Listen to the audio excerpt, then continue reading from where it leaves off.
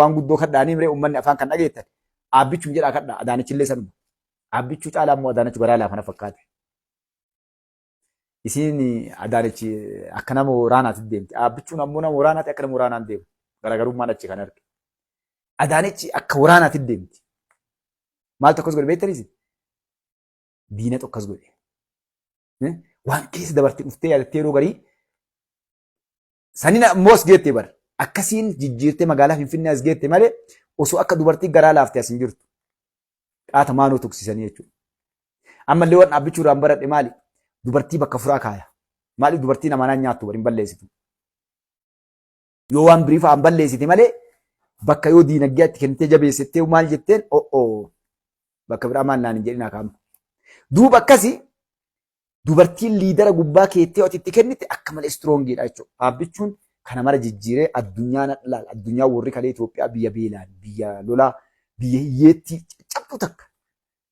Kennummaan kun sooshaal miidiyaa kana gubbaa yaa'ee maalii godhee nama ajjeesan OMN fa'oonni siin galgala dubbeetu meeqa caqasaa seena meeqa nama akkana godhanii ajjeesanii human raayitiin akkana goote waan bututtuu waraabessi maal nyaatee raqa wama argi nyaata waraabessi wama feeti kan bineensi biraa nyaatullee harkaa fudhata lukkuu duutellee ima nyaata inni wama waa nyaatamu haa ta'u osoo ta'e dhagaallee ni nyaata waraabessi bes warri mormitoota aabbichuu morman akkasii wama fedhe wama xiqqoo maqaa isa balleessu laqaaqaa mittanii maal jettanii likiskiseedhaan warri wama argan qocanii jechuudha.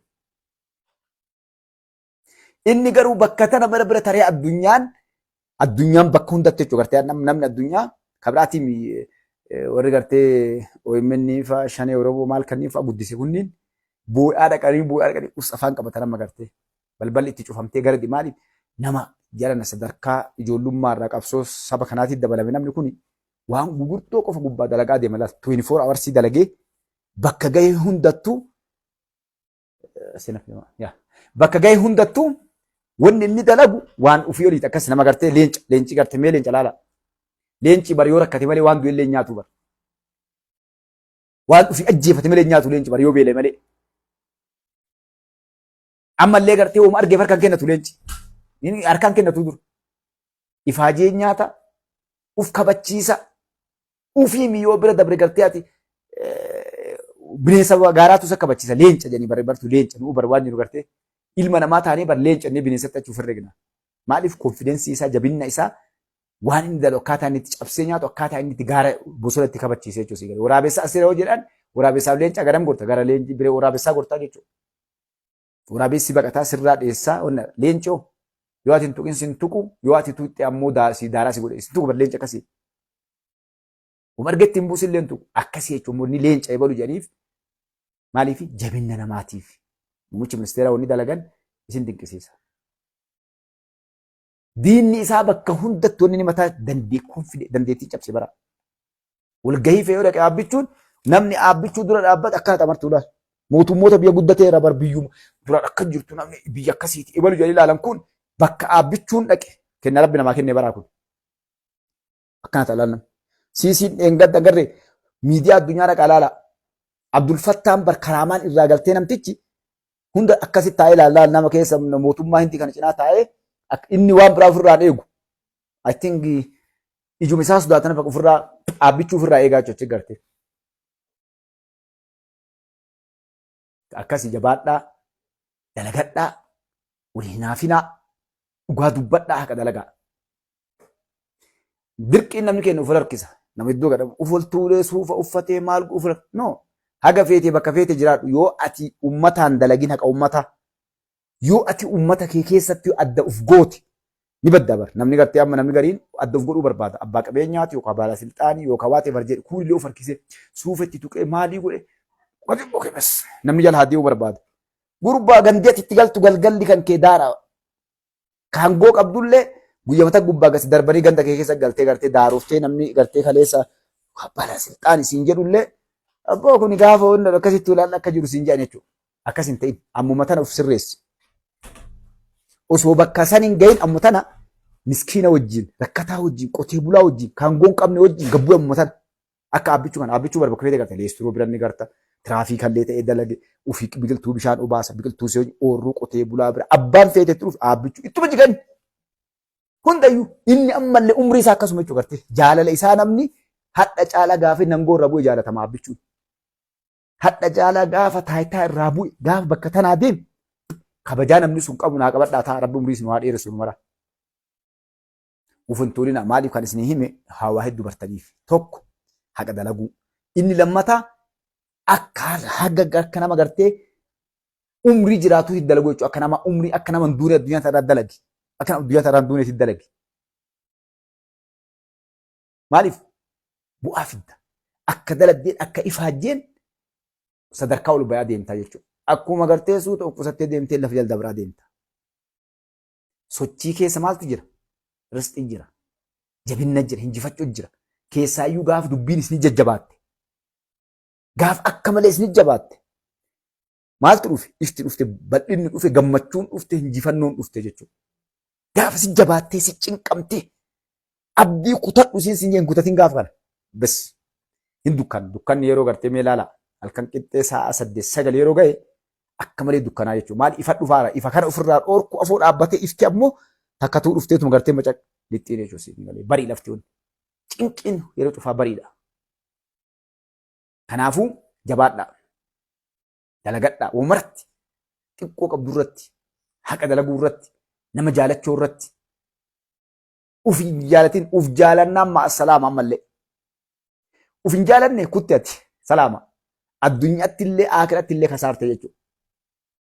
Nama wajjin nyaachuu, nama waliin jiraachuu, gaafa nama akkasii taate wallaahi kuftu ati. Gaafa tan lafa dhayetti illee kama si fuudha garta kaaliqu samaawaa turan. Nama wajjin nyaatta ka. Nama waliin jiraatta ka.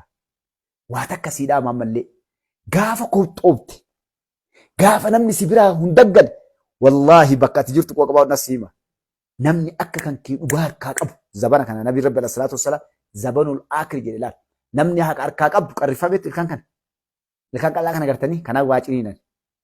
Ka bineensaaf akka malee dheera gartee ka leencaa ka maalii gunniin. Qarrifaan jabeef saa qabadhaa nabi rabbi alayhi salaatu wassalaam. Namni dhugaa dubbatu, namni haqa dalagu hin jiru ni dhabama. Ati ammoo sitti duulallaal. Eega nama ibidda barbadaa baatee deemee agartee barbadaa ibidda. Dhugaa harkaa qabda kaa. Addaafta ni qophoofta. Yoo namni si jala yaa'ee saa hin heddummaate maasala kutte ati. Feetu abbaa qabeenyaa taata, feetu baala silxaanii taata, feetu sheeka taata, feetu qeesii taata, feetu barataa taata, feetu barsiisaa taata, feetu qotee bulaa taata. Kutte ati. Gabaan tun guyyaa mataa akka gartee si biraa galtee hooyi. Situ baaxila jira namu sirraa fayyadamu jira qoqobaadhu. Gandi kan kee kuni zulmii wayii gubbaa dharooyii karaa faallaa wayii gubbaa jirta. Qaalii kaachiin duuba jara namoonni martuu. Dahamni qaalii, jahannanni qaalii, jiruu gaalii jiraachuun qaalii. Faajjii meeqaan itti dhuftaa jechuudha si galee. Dur namni hedduu yoo si jala deeme karaa dhugaarra jirta dur. Maaliif nama maqaattu jira? Uummanni garaa laafu, uummanni tola walii oolu, miskiinni kan arambeen, karaa hammata qabu nuura qabne jedhan. Nu amma gaafa abboonni keenya nutti himan hin ajaa'ibu. Wallaahi dhufii dhaqqabe. Biyyarraa deemee anaa ijoollummaa biyya yoo hin jiru namni waliin jaalatu. Gargar jira bara takka. Dur nu shaahii mana hoteela seennee osoo hin kafalli ijaa 3-4 dhunna. Warruma humna qabutu gartee guruppii yaana guruppii jira. Ka wal jaalatu dhugama saniin. Yoo tumne waliin nama tumna laal gartee nama kana gaati achi afnee biraa deemna laal. Walirraa nafu namni lubbuu walii kenna ka durii. Waliin nyaata waliin dhuga. Rahmata jira wal jaalata dhugaa sanii. Amma taallee hiriyyaa si gurgurata. Asuma agartu qaabsi biraa kute wallahi. Dubartii naannessuu, teknoolojii naannessuu, dhara naannessuu, faashina kana jala kute surree banii laadhi. Ijoollee teenya surree banii luuxii itti godhan. Amma namni guddaanu uffata banii luuxii uffata warra geejjanii sana. Surree qaqal'oota addachaa namni. Hin beeku hiikaa. Addunyaa warri kun waggaa meeqa eegalan beektanii banii luuxii kana. Gaafuma kunnoo bani luuxii nabi luuxiin dachiin citteen irraa eegalan isaan ittiin jiran agadhaa. Waa hunda oofanii fidanii amma surree namuu qal'isu malee hin godhatu gudeen mul'atu malee. Hiikkaan isaa maali? An dubartii jechuudha. Kootu na gudee jechuun sarbaa argisiifatanii dubartii taayiteedhanii kaa warri amantii biraa qabu kun taayiteedhanii ofii maxxansi dubartiin maaliif? Dhiira barbaada. Qirsi itti baaftee qaama isii kana guutuu gartee mogolee gadii ni gartaa, tafa isii ni gartaa, teessuma isii ni gartaa. Bakki hundinuu akkanatti qirsi itti baay'ee ta'a gartee yeroo godhate. Amma dhiiratu eegale innaa lillaahi wa innaa ilayhi raaji'uun. Amma dardarri keenya surree qal'ee malee godhatu qal'isee kun achi kaa'e osoo dhaqee biyya banii luuxii kana dhagee argee ammoo hin baraaru. Amma yoo biyya san dhattee ati qabeenya namni si guddee namni si gaafatu hin jiru. Banii luuxii maati? Egaa banii luuxiiti bara. Itoophiyaatti ammoo faashina. Kaampaaniin hodhee surree tana kaleessu kaampaanii banii luuxiiti. Amma gabaa dhandhee surree bitannoo jedhan Itoophiyaa dhufee dhabe surree bal'oon argatte. Maasalaa maqaa talitti Ameerikaan faati biyyi guddatte hayyamsiisanii seeraan bes guutee ati ilaaltee kafeete bitattaa jechuudha achitti ammoo qaran jiru. Achi amma ni jira koora banii luuxiitiif. Kanaaf maal jechuun isin barbaadee isin kaa'ee dhiifama isin dhiyaatu isin gabaabsaa. Laalaa uumadde hunda keessatti akiraaf addunyaafillee jabaadhaa dalagadhaa. Namni qaata wal ganii wal gurguratee subhaanallah raammanni keessaa akkasuma rabbiin kaa qullaa godhe yoo jabaatee dalage uummanni Itoophiyaa yoo alhamdulillah jedhe yoo gartee ta argate tana yaa rabbi namchi kan nurra tursiisa akkas hin jiru banam gaafa Haile Sillaasee abboonni keenya kaakayyoonni keenya salaataa turan warra rabbi rahmata godhee malee Haile Sillaasee hadaraa Haile Sillaasee yoo jedhan dhagaa gaarraa gangalatu dhaabbataa jedhan innaa lillahi wa innaa ilaihi raaji'uun gaafa kan bakka seedhaa ture namni keenya haga hadhaan manguddoon zabana qabdaan hadaraa Haile Sillaasee sin jettee dubbiitti jabaate bishaan yaa'ulleen dhaabbataa siin jedhan gaafa oromtichi dhufe akkas naan jedhaan jedhin kainni afaan ammallee bakki tuffate afaan oromoo dubbatee masaraa mootummaa keessatti afaan oromoo barreessee dubbatee maxxansee waa goonaan inumaan tuffatameyyuu. Naa salaataan jenneen siile suufa uffatee karabaata itti naqee makiinaadhaan magaalaa keessoo inni karaa ba'u karaa cufanii gartee namni argumaaf hin hawwine rakasha uf godhe. Egaa eenyullee olii miti kaleessummaa nama kan oliin ture uummata kalee keessa ture irraa oliin guddadhu jedheetuma gabbahee dhufee uummata keessa deebiin fedhan kana namni keenya kaakam fedhan. Amma waliin agarre baalum siltaanii kan laalu ormaan goo qabu kana. Jala horiyaan di yoo horiyu baala siltaanii dhufe. Aree kaayyaa nam hin barsiisanii bara di. Biyya namatti abbaa sila Ameerikaa fa'aa horiyaan baala siltaanii jala sila warra agartee Joo Baadan fa'aa jala warra ta'u gurdaa. Namni isaan quba qabu gaafa dhamee Oromoo warra ala jiru kana namni isaan quba qabu hin jiru. Dhufanii maal karaa maa cufan jedhamanii gartee yeroo hoteela isaan qabatan naannoo isaan makiinaa poolisaa gartee maal jennaan ibalta as dhufee asirraa bal jedhe. Joo Baadan asira. Maaliif namni waan akka kaleessumas jira kaa kun agartee uummata taaksii ofiitiin qaxaratee nu dalagi jedhee achi kaa'e. Dalagduu bakka mi'a horii namni. Kenna horii di goraa karaa jala. Rabbi rahmatan waa godhu amiin jedha. Silaa namni horii amuufi. Namni karaan cufamee akkasitti deemuu fe'an aalima. Olumaayii warra ilmii tana agartee waggaa meeqa akka iskuula buddeena nyaatanii waggaa 30 baratanii miti irraa ol akkasii waggaa 30 barata irraa ol guddate waggaa 50 barata kaawwanna kana kan addunyaatti nyaatan profeesara maal kana ta'u meedikaal doktor fata waan buddeena itti nyaatu kun jechuudha. Wama haga addunyaa tana gubbaa wayii itti liqimsitu kuraaf. Ka addunyaaf akiraa barate addunyaa akiraa dhaabbata meedikaala illee isa si barsiisa. Wama feete waan ilmi namaa saayinsiin baratu kana quraanaa fi hadiisa keessaa warra si barsiisu jira. Meedikaala barbaaddaa fayyaa keetti akkana waan akkanaa nyaatu wamatti nyaatu kana bara. Qamadiin fayyaa akkanaa sii qabdi, mishingaa waa akkanaa sii qaba, boqqolloon kana sii qaba, xaafiin kana sii qabdi, atarri kana sii qaba. Waan hadha namni saayinsii itti dhaqqabe kana warra sii himu kana silaa ka jala uranii bara. Walumaa dhufe adii gartee maaliif? Warra gartee bishaan qurxummiin bishaan keessaallee du'aa gootuufi. Malaayikaalleen uumaan rabbii muknillee dachiin rabbii uumetu warra kanaan dhaabbatte silaa laal. Sababni ilmi namaa kun nagahan ka silaa lafti cittuun ka silaa rooba rabbiin gubbaa itti gadhiisee haqee lixuun ka silaa namni kun lafarraa dhabamee daaraa ta'uu eenyu jiraata beektani? Ulumaa isani. Galee aalima san ka rabbii ilmii barsiifatee kalaa akka uummanni kun hin halaakamne himu ka umrii isaa ganda nama galee kophee malee deemee garaa hidhatee gartee dhagaa gara hidhatee qara'ee baratee waggaa meeqa darasaa jedhanii ni gartee. Waggaa meeqa barata? Waggaa 60 70 umrii isaa hin baratan diin rabbii kana gartee maal baratarra? Akkaataa namni saayinsii, siyaasaa, waa'ee waraanaa, waa'ee tikaa, waa'ee ollaa, waa'ee biyyaa, waa'ee addunyaa, waa'ee akiraa. Eenyu bira garta ulumaa isan biraa jechuudha. Garuu darasaa jedhaniin. Nuun bara Itoophiyaa qofaa miti. Suud Arabiyaan silaa biyya diin Islaamaatiin dhaabbattu. Sheekoliin bakka hin qabdu achitti. Aalim namni gartee ittaqillaa rabbi sodaadhaa jedhee karaa kana deemaa jedhuun bakka hin qabu. Kanaaf diifamoonni kana malee naqeen maali? Warra baalasilxaaniidhaaf kan himaa jira abbaa qabeenyaatiif. Qabeenya atadha qabdu kan ittiin nama rabboontee makiinaa bareedaa namarraan ooftee gartee nama zannattuun kana guyyama takka isin jedhan laal garte dhufeetu guyyaa takka ajiin gaafa itti kenname ol ka'i isin jedha abba ol ka'i ijoollee tiyya abboo qabeenya waggaa galatti ifaajee abboo annama akkanaati hin jiru ka kasaaraa tiyyaa malee ilaalee yeroo isa dhammayyi bar maal barbeetta kasaaraa tiyya badii tiyya badii ofii boolaal maali ka walitti qabe duniyaa tana namarratti hin boonaa ture makiina namarraan oofaa bahe viillaa ajaa'iba kan ollaa nama ijaaree miskiin of gadi gallaalaa ture hin ijaariin jedhiin bakkasitti yoo kutattee achi baatee lakka zannaxee addunyaa tana rabbiin addunyaallee ittiin nyaadhu ittiin jiraadhu taajira keessa achi dhaqee ijaare. Ameerikaa, Awustiraaliyaa, Kanaadaa kanaa dhufee biyya Arabaa kanaa dhufee mana laal dhiifama naa godhaa dhiifama sin dheeradhee naan deemti yeroo garii.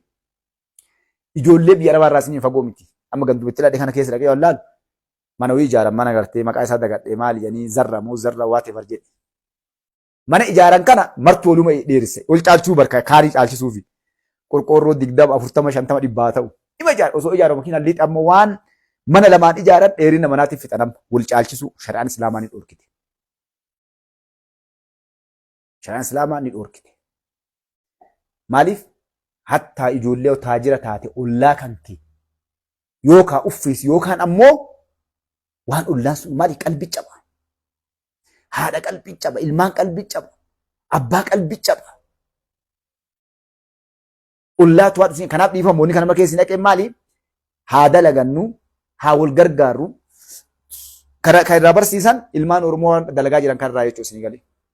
Wanna kurnyaffaa irraa biyya 10 keessa 5ffaa dhandhee maali? Rahmata ooluu daladde ilmaan Oromoo dhufte tun. Biyyaassaa kanaan maalii diiganii uummata hiyyeessaa. Miliinikii bakka hundaa guuree asin naqee ittiin Oromoo sodaachisuuf gaafa asin naqee abbootiin jaraa dhumattee ilmaan isaanii dulloomtee mana gartee namni gubbaa dhaabbattee rafincoota mana biyya keessa kaamee dhokatee bara. Kana gaafa adda daanachifaa diiganii mana nurraa diiganii uummata irraa buqqisanii akkana godhanii nuun jedhanii jechuudha. Nurratti diiganii akkana godhanii diigdee warra kana biillaa itti ijaarte ilmaan Oromoodhaa gartee. Amma yaa Rabbi adaanichi nuuf fide abbichi nuuf fide akkas Rabbi sinaa godhu. Kan namni abboo Rabbi nutti hin fidin jedhuu miti. Ummata yaa Rabbi ebaluun nuuf fide haati kan ta'e abbaan kan kee ollaan kan kee firri kan kee ilmi namaa yaa Rabbi ebaluun nutti fide. Maaliif rahmata ooltaaf qabaatti kennida? Liqeeffattee eddaaf gartee rakkoo isaa gartee cuftaaf. Yoo akkam xiqqaate jabaadhu dalagadhu gartee keessaa baata namu dalagatee itti gartee hammi murarii kennitaaf. Mujriima amma yaa'u gartee akkasiin ilaalee abboo dalagannee finne siin jedha namni liqeeffatee abboo meenaa liqeessa rabbi si kenne. Rabbi si kenne dalagee fidee siin jedha. Nama akkasii rabbi siin godhin. Ka osoo namni as kenni jecha sana takkatti jedhee irraa baashaa Allah. Nama tokko jedhan gartee namni dhufee warii rakkatee kadhateedhaan. Waan silaa danda'u fuudhee kennee fi boohii jedhan. Kennee kana waan silaa barahu inni danda'u fuudhee kennee fi boohii jedhan. Haati irraa waan jetteen badee baluukii jetteen. Olu kaatee mirqaanaan fuutee horii herreegaa olitti kennitee amma eegorii inni fudhate gaabbitee booyaa jirta jetteen. Laa jedhee wallaahi akkasiin. Rabbiin kiyya maal naan jedha ka assilaa. Isaa san rakkoo isaa to'adhee barbaadee itti fidee itti kennu inni dhufee nagaadhateetiin kenneef kanan na boochise jedhe namni aqlii qabu akkas. Kan namni dhufee si kadhatee itti kennituu miti ufiin laaltee yoo inni fuulli daalife maal ta'e ka duubaan ibaluun kun gartee waa qaba mee haa gammachiisu jedhiiti rabbiin si gammachiisa waati quban qabneen rabbiin si bal'isa akkas inshaallah hedduu sin jaaladha hedduu sin kabajaa halkaniiti halkan gaarii ka guyyaatti guyyaa gaarii hunda keessanuu sin jaaladha wanni duubaan waa isinii darbuuf obboleewwan tiyya gartee musliima kun keessaa jechuudha yeroo waa takka dubbatan tokko maqaa rabbii dhahuun bakka teettanii doorii bakka wal geettan takkatti bakki maqaa rabbii ittiin dhahamin hongoo hin jedhan gartee. Inni lammata khayrii dubbachuun siillee bu'aa qabdi jechuudha. Addunyaa tana keessatti namni wal gargaaru waliin jiraataa fakkata si yaadachiisee dhiifama. Hunda keessanuu sin jaaladha halkaniiti halkan gaarii ka guyyaatti guyyaa gaarii. Ummanni kiristaanaa waaqeffataallee nagannaa jiraadha. Ummanni musliimaa assalaamu alaikum wa rahmatullaahi wa barakaatu.